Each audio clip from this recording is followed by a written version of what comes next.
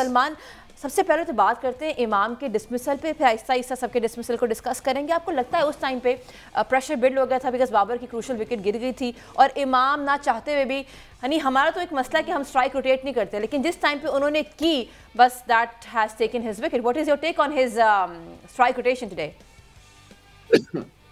मेरा ख्याल है कि बहुत पुअर जजमेंट थी, वो रन नहीं था, that was out of pure frustration के जो सिंगल भी नहीं निकल रहा था, स्कोर नहीं मिल रहा था, तो he made a wrong choice. वो रन नहीं बनता था किसी तरह भी।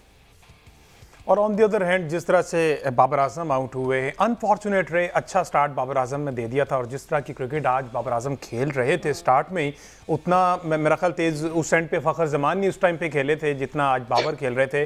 तो बाबर का कॉट बिहाइंड होना, इसको किस तरह से व्हाट्सएप देखते हैं? यार ही लुक गुड और मुझे बड़ा अफसोस हुआ, मुझे बड़ा मजा आ रहा। 3 शॉट बड़े खूबसूरत मारे, स्पिनर को भी अपने कदमों का इस्तेमाल भी किया, बॉडी लैंग्वेज भी ठीक थी। बस at times when it's not your time, it's not your time. अच्छा खेलते हुए भी यही अच्छा वक्त होता है तो आपका गेम हिट हो जाता है। और कुछ भी नहीं था उस बॉल में, बिल्कुल सीधा बॉल था, बट गॉट आउट। अच्छा, जहां हम बाबर की बात कर रहे हैं वहां पे रिजवान से भी हमारी उम्मीदें थी। ठीक है, हम स्लो खेल रहे थे, लेकिन the way he got out also, I think वो भी समझ रहे थे कि अच्छा डॉट बॉल ज्यादा हो गई है, अब जरा मैं इसको एक्सेलरेट करता हूं। But how do you see his dismissal also?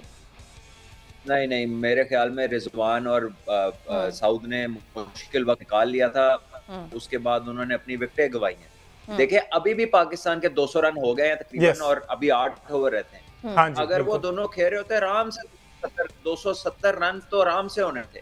उन्होंने सारा मुश्किल वक्त गुजार दिया। जब उन्हें रिलीफ मिल गई, रन आने शुरू हो गए, जब सिंगल भी खुल गया तो उन्होंने गलत शॉटें मार दी। दोनों ने अननेसेसरी खेला है। So, क्या उनको स्ट्राइक नहीं, क्या उनको एक्सेलरेट करनी चाहिए थी अपनी इनिंग, या वो टुक टुक करके ही खेलते रहते? That is my question.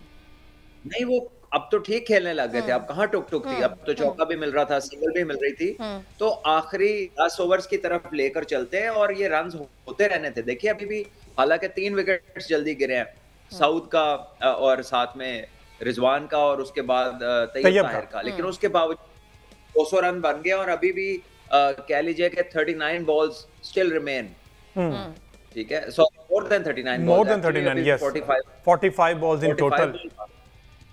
तो देखिए अगर यही आपके देखिए ये गलत मोमेंट के ऊपर अपनी विकेट लगाते हैं जिसकी कोई जरूरत नहीं है, यानी कि 250 260 इन्होंने करना है, और when they get close they can add may be another 20, लेकिन ये रॉन्ग कैलकुलेशन है जिसमें ये क्रिकेट खेल रहे हैं।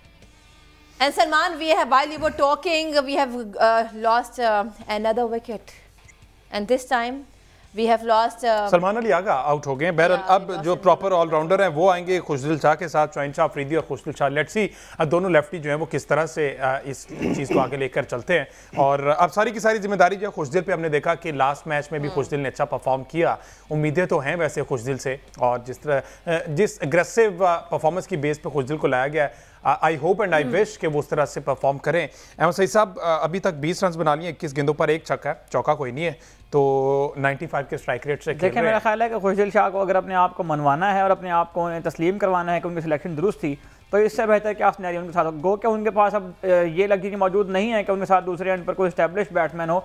लेकिन जाहिर है कि इस तरह के सिचुएशन से ही जो है वो बड़े प्लेयर इमर्ज करते हैं। तो खुशदिल शाह 20-21 गेंदें खेलने के बाद मेरा ख्याल है कि उनको ये कोशिश करनी चाहिए कि वो 50 ओवर तक विकेट के ऊपर मौजूद रहें। पाकिस्तान का 50 ओवर खेलना, मैं बार बार इस बात को रिपीट कर रहा हूँ, पाकिस्तान का 50 ओवर खेलना बहुत ज़रूरी है। आपने जो साउद और रिजवान की पार्टनरशिप के दौरान बहुत ज़्यादा डॉट बॉल का तज़किरा किया, 61 बॉलों पर जो है मेरा ख्याल है 50 रन मुकम्मल कर लिए साउद शकील ने, कि पहली 35-40 बॉलों के ऊपर उन्होंने 20 रन बनाए थे।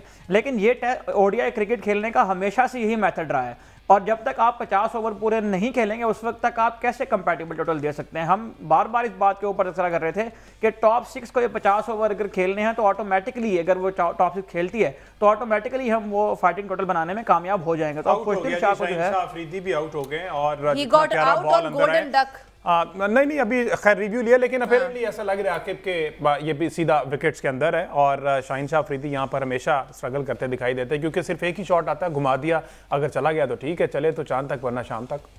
नहीं हमजा, उनको बड़े अच्छे शॉट्स आते हैं जो प्रैक्टिस सेशन में बड़े ऊंचे छक्के मारते हैं वो, और जो प्रैक्टिस बॉलर्स होते हैं उनको बड़ा अच्छा खेलते हैं। लेकिन इधर आप एक ही शॉट ऑब्वियसली खेलते हैं, लेकिन वही वाली बात कि हमने रिजवान ने और सऊद शकील ने मुश्किल टाइम गुजार लिया था, और वो इस तरह का मुश्किल टाइम था कि जहाँ पर हम वन साइडेड मैच हार सकते थे, इतना मुश्किल टाइम गुजार लिया।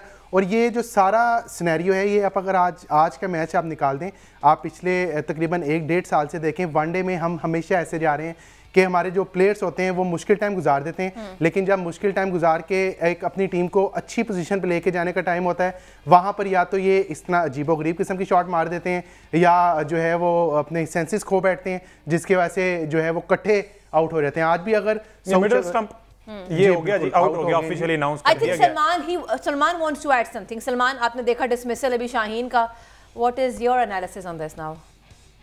क्या बोलूं, पता नहीं इनकी अक्ल घास खाने गई है। ये क्या रिव्यू लिया है, यानी कि प्लम विकेट के आगे बॉल खाया, बैट कोसों दूर है गेंद से, अब बैट मारते जा रहे हैं। मुझे तो इनकी समझ नहीं आती। इससे पहले आगा ने क्या शॉट मारा है, यानी 8 ओवर पड़े हैं यार, अभी आपकी 5 विकेट्स गिर गई हैं। पीछे ये है जो अभी देखा आपने, ये पीछे हैं आपके, आप किसके लिए शॉटें मारने जा रहे हैं? 45 बॉलों में, अगर आप 45 बॉलों में दोनों खेलते हैं तो 45 में 60 रन तो बनते हैं अगर 2 बैट्समैन खेल रहे हो। अगर 45 में 45 भी बने तो पाकिस्तान 250 के पास चला जाता है। लेकिन मेरी समझ से बाहर है कि ये जब खेलने लगते हैं तो पता नहीं रास्ते में दिमाग कहाँ रह जाता है। सऊद शकील का शॉट देख लें, मुझे ऐसा लगा वो थक गए हुए थे। उससे पहले उन्होंने मारा वो कैच छूटा उनका, मिड विकेट मारने गए, उसके अगले ओवर में उन्होंने फिर मार दी।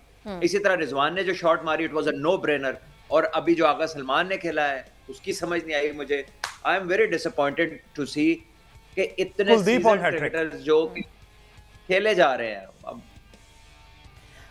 Is it no this is अच्छा सलमान भी आपने बात की अभी जैसे मैं तो हमेशा नसीम शाह को ना शाहीन शाह से ऊपर भेजूं। ये हमेशा नसीम शाह फिर भी किसी किस्म की फाइट करता है, शाहीन तो पता नहीं क्या करने आता है, आई डोंट नो। अच्छा सलमान भी आपने बात की ना कि साउथ थके हुए लग रहे थे। अच्छा आपको लगा कि बाहर आउटफील्ड बहुत ज्यादा स्लो है? क्योंकि रिजवान और साउथ ने जब भी शॉट रोलिंग शॉट खेला है वो बड़ी मुश्किल से बाउंड्री तक, बल्कि बाउंड्री से पहले जाके बॉल रुक जाता है। या तो प्लेइंग टेक्निक जो है वो बड़ी स्लो थी, या वाकई आउटफील्ड स्लो है, आपको नजर आया? नहीं, आउटफील्ड तो जनरली दुबई में थोड़ी स्लो ही होती है। हमारे पाकिस्तान में जो टूर्नामेंट की लेग होती है ना, पाकिस्तान में तो बॉल निकल जाए तो बस फिर गया, फिर नहीं रुकता। लेकिन दुबई की जो आउटफील्ड है वो कंपैरेटिवली काफी स्लो है। इधर क्योंकि सैंड बेस्ड है तो जब बॉल ऊपर से भी आके गिरती है तो एक दफा फंसती है फिर आगे को निकलती है। अच्छा हाउ कैन वी, मैं अगर आपके यहाँ से एक कमेंट यहाँ शाहीन अफरीदी के ऊपर आप चूंकि बात कर रहे हैं, मेरा ख्याल है कि it is the right time कि शाहीन शाह अफरीदी से बैठकर बात की जाए और उनसे ये बात डिस्कस की जाए कि आपके लिए पर्सनल जो माइलस्टोन्स हैं उनको अचीव करना ज़्यादा आप इसके ऊपर फोकस करते हैं, या पाकिस्तान के लिए खेलना? आप अगर पाकिस्तान के लिए खेलना है, ये कोई पहली बार नहीं हो रहा। शाहीन शाह अफरीदी आते हैं, वो नहीं देखते कि मैच की सिचुएशन क्या है, वो नहीं देखते कि टीम की ज़रूरत क्या है, वो नहीं देखते कि इस वक्त कितने ओवर पीछे पड़े हैं, वो ये नहीं देखते कि इसके बाद किसने आना है, और वो पहले से जो दिमाग में एक चीज़ सोच कर आए हैं ड्रेसिंग रूम से कि मैंने जाके एक शॉट मारना है, वो लग गया ना लगा। तो मेरा ख्याल है कि शाहीन शाह अफरीदी जितनी क्रिकेट खेल चुके हैं, शाहीन शाह अफरीदी के साथ बैठकर अब ये बात होनी चाहिए कि आपको अगर मुल्क का मफाद अजीज़ है, आपको अगर टीम की जीत अजीज़ है, आपको अगर ये बात अजीज़ है कि आपकी जो रील्स बनती हैं उसकी बजाय पाकिस्तान की टीम को मुकद्दम रखा जाए, पाकिस्तान की टीम की ज़रूरत को मुकद्दम रखा जाए, तो it is the right time to discuss. कोई भी प्लेयर जो है वो पाकिस्तान से बड़ा नहीं है। अगर बाबर आजम को ड्रॉप किया जा सकता है टीम से, तो शाहीन शाह अफरीदी को भी ड्रॉप किया जा सकता है। ये कोई बात नहीं है कि आप आएँ और आप जो है ये ना देखें कि टीम की ज़रूरत क्या है, मैच की ज़रूरत क्या है, और आप बल्ला घुमाएं, वो लग गया ना लगा। तो मेरा ख्याल है कि इसके ऊपर बात करनी चाहिए शाहीन शाह अफरीदी। और चूंकि ठीक है, बाबर को यहाँ डिफेंड नहीं करना क्योंकि बाबर ने भी कोई तीर नहीं मारा। बहरहाल जिस तरह की कमेंट्स बाबर पर आते हैं कि एक्स क्रिकेटर टीवी चैनल पर बैठ के बात कर रहे थे, ऊंची चीख रहे थे कि जनाब बाबर सबसे पहले है या मुल्क पाकिस्तान सबसे पहले है। तो अब जरा सवाल इनसे भी किया जाए, अपने चहीतों से भी किया जाए कि अब बताएं कि मुल्क सबसे पहले अब इस जगह पर वो शॉट मारना बनता था, या जिस तरह से वो खेले हैं कोई सेंसलेस क्रिकेट खेली जा रही है। बहरहाल इस पर ऑल्दो बात तो करना बनता है। ओवरऑल भी अगर पूरी टीम को बैठा के, नकवी साहब खुद भी वहां पर मौजूद हैं, लेट्स सी क्या बनता है। बहरहाल अभी जो है ना चौका आ गया, अगेन वही सलमान भाई वाली बात के नसीम को प्रेफर करते हैं ऊपर, एटलीस्ट वो कोई सेंसिबल क्रिकेट खेलता है, उसको पता है बॉलें खेलनी है ना। आपको पता है कि दूसरे एंड पर जो बैट्समैन है उसके पास ज्यादा सलाहियत है मेरे से। तो ये बात मेरा ख्याल है गली क्रिकेट खेलने वाला बच्चा भी जानता है कि मुझे स्ट्राइक रोटेट करके उस एंड पर जाना है ताकि खुशदिल शाह सामने वो ज्यादा बॉलिंग खेले। आप अगर ये काम भी नहीं कर सकते, आप अगर बेसिक क्रिकेट भी नहीं खेल सकते सिर्फ इसलिए कि आपने अपने दिमाग में पहले से जो सोचा हुआ है वो आपको ज्यादा अजीज है, तो फिर मेरा ख्याल है कि आपको वहीं जाकर खेलना चाहिए जहां से आपने क्रिकेट स्टार्ट की थी। आप ये डिजर्व नहीं करते कि आप पाकिस्तान के लिए खेलें।